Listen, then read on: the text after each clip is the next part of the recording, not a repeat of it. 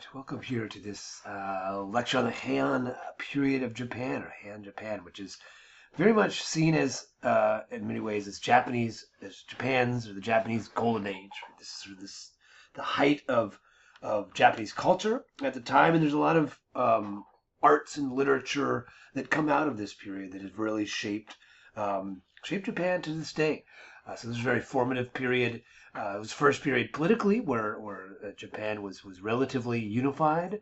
The first capital, Kyoto. This is the imperial, or the buildings in the imperial palace here. This was the imperial, where the court, the emperor lived. So this court world existed. Kyoto became the center of sort of Japanese politics, power, money, and really radiated out throughout most of other parts of Japan. Kind of brought everyone together, and it really sort of overlaps as well with religion and peoples. So it's just a very formative period of Japanese history. So we're going to talk about that a little bit today, or rather this week in this lesson. A little bit about what is the Heian period, where did it come from, and then what are these elements of arts and culture and literature that emerged in it that made it so formative, right? So yeah, so this is a nice picture of a building within the imperial structure. I'll show you the imperial structure a little bit later. This is a nice sort of picture of court life in Japan. We're going to see that a little more, particularly with the Tale of Genji that we'll be reading a little bit. So, new capital is Kyoto. This is where the power shift. Before that was Nara. Nara was a little bit outside. It wasn't really along any major rivers. Sort of a little bit outside of I guess networks, trading networks, road networks. Kyoto was more centralized. Kyoto is also it's also surrounded by hills, so a little bit easier to defend. So they decided to shift there. Really highly refined court. This court that we'll see here in a little bit. The people who lived in Kyoto, right? I mean, the court life dominated that world, but then the other smaller sort of uji and clans that lived in the vicinity, they all wanted to take part in this world as well. Very centralized power. This is where you have the emperors. They really sort of maintain this ceremony, spiritual power of Shintoism. But we have a new family that emerges, this Fujiwara family, that becomes sort of the political, they sort of dominate Heian politics. There's under the Fujiwaras where the Heian period is, and the Heian sort of politics and power is really starting to be expressed. It's kind of, as we look in Japanese history, there's going to be times where these certain families, some families rise up, and then the families become sort of the political powers. But within that, and this is why the emperors have that sort of unbroken chain of descent, because the emperors can maintain their spiritual ceremonial power, where these political families do all the political stuff. So, and these Fujiwaras are then in charge of making sure the emperors live their lives. So. Another part of Heian Japan is that it was really started off with a strong connection with Tang China. Here you can see this is sort of the height of classical China. So there was a lot of back and forth between China and Japan. Japan was going there to learn about. It adapted a lot of elements of statecraft from the Tang. Also a lot of culture, writing, literature, and then religion as well with Buddhism. Yeah, and we'll get into that arts and culture a little bit later with the Heian groups. And then just kind of the established. This is also when Buddhism becomes very established. It had already come up in the Nara period. In fact, it starts becoming a little bit too influential. That's one reason why the first emperor shifted power from Nara to Kyoto to kind of get away from this Buddhist through the Buddhist influence.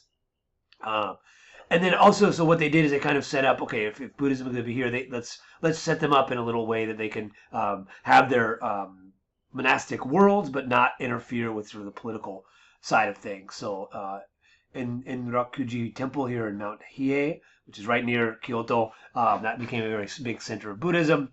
There's sort of Tendai sect, Shingon sect. We'll get into this when we get into Buddhism, what these are. And then the Jodo, or the Pure Land Buddhism, becomes very popular with Amida Buddha, who was a bodhisattva, which we'll talk about a little bit later when we get into Buddhism. And this is the throne, this is the imperial throne hall, the imperial palace. Another building of Kyoto there. And this is this is Emperor Kamu. He is the guy that shifts the capital from Nara to Kyoto, ushering in this Heian period. Again, so the powers in Nara, they were getting a little bit uh, the sort of Buddhism and religion, and the Soga clan was becoming a little bit too influential. So they thought moving and building a new capital would be a way to kind of strengthen the power of the center. And here you can see this is the Imperial Palace grounds. Here, this is the Imperial Palace. They're surrounded by gardens. All those buildings I've been showing you are all around here. Here's kind of a picture of the outside to give you a scale of what this is from this little corner here, looking down. So you can kind of see the scale of this of the Imperial Palace that they have here, and all surrounded by gardens. So this is where the Kyoto court resided. One element of the Heian, early Heian period is they established all these sort of centralizing techniques, tax offices, imperial ministers, military commissions, police forces, all this stuff. So they were really trying to kind of, a lot of the stuff was borrowed from China, how they did it in China and applied to the Japanese context. So sort of tried to centralize political economic power.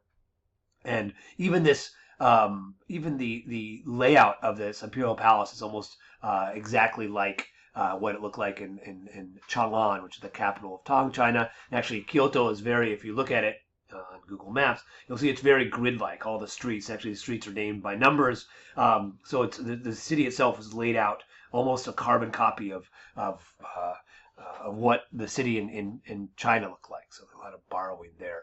And then another thing the early emperors did was they granted these imperial land grants. So if you were on the emperor's good side, you could get they would grant you land that you could control, get the taxes from, pay some taxes back to the imperial center. So kind of another element of this of centralization. And then obviously, if the imperial or Fujiwara family didn't like you, they could rescind these shoen and take them and give them to somebody else they like. So it kind of was a way to kind of maintain order within this period of time.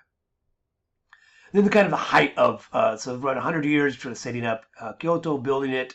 And then the Fujiwara's family, this other clan, this Uji, who come up, who emerge. So for about, this another 200 years here, 100 or so years, this is the height of Fujiwara control, where they marry their daughters into the imperial family. So the imperial line remains, but the Fujiwara are very much embedded there. They sort of take over day-to-day running of the entire emperor. Michinaga is sort of the height of Michinaga no Fujiwara was the height of influence, the height of the entire Heian period under his rulership. A little bit before him, this is where Sugawara no Michizane, in 901, he was the guy that becomes Tenjin, the sort of kami of learning. He was a very high-ranking imperial officer, and then one of the Fujiwaras kick him out. Tokihira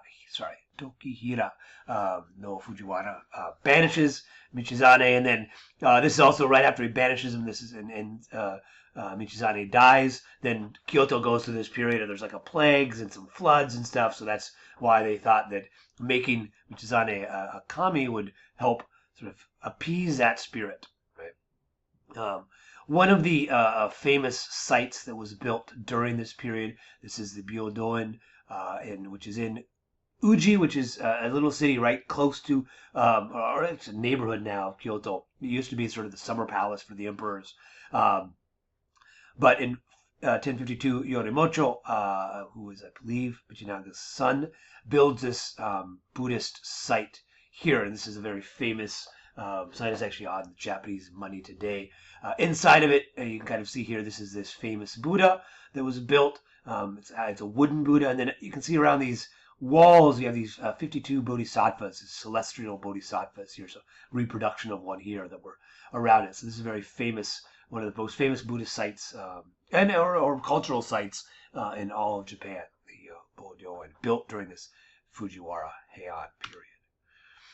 And then just kind of at the end of the Heian period, it starts to decline. Two other families emerged: the Taira, who were in Kyoto, and the Minamoto, who were based sort of in Kamakura, which is sort of near Tokyo today. So they start to the Fujiwara family starts to decline. So these two other Taira takes over for the Fujiwara and first, and then but the Minamoto comes in and makes its play. And so there's a sort of a civil war, the Genpei War, where Minamoto and the Taira fight. This is a famous scene from one of the battles of the Genpei War. The Minamoto clan wins, and they actually shift then the power to Kamakura. They make that the political center of Japan, though Kyoto and the imperial family remains influential and remains in Kyoto. But this is really the beginning of what is sometimes referred to as feudal Japan, and this is the samurai period from Minamoto onwards, up until about 16, or even you could even say 1800. So for the next 100 years, it's sort of this rise of samurai. So this is when we talk the samurai period of Japanese history, or what are samurai, which we'll get into a little bit later on the semester. This is where it starts, this sort of Minamoto. And we know a lot of it because it's Tale of Heike, or the Heike Monogatari, that was composed actually in 1330, so a couple hundred years after the war. But it's a sort of an epic about this war and what happened. And embedded within this are all these stories of these various samurai. That are so a lot of the sort of well-known samurai of Japan are talked about in this epic, in this piece of literature that goes back to discuss sort of the end of this Heian period. So that's kind of the history of the Heian. Next we'll talk about the sort of culture, arts, and literature.